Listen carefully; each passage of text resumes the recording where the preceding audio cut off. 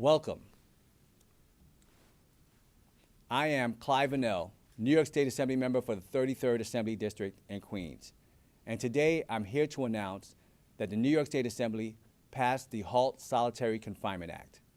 This act would limit the time that an inmate can spend in segregated confinement. It would end the use of the practice for vulnerable people, and it will create a more humane and effective alternatives. Despite the evidence, solitary confinement is detrimental to a person's mental and emotional well-being.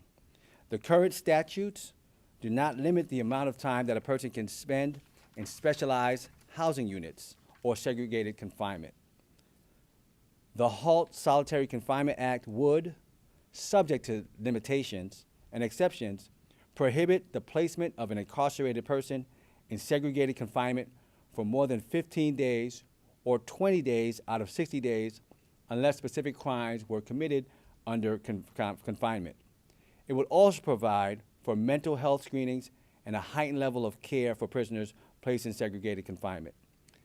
This bill just makes sense. We have to make sure that in New York State, we have a fair criminal justice system.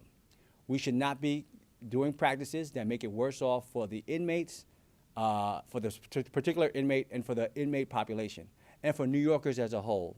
In fact, the United Nations had a special report on torture, and it concluded that solitary confinement can amount to torture, and it recommended to abolish its use for beyond 15 days, prohibiting any such use of solitary confinement. So in New York, we have to make sure that we have a fair system that makes it better for all New Yorkers, and that's what we're doing here. Thank you.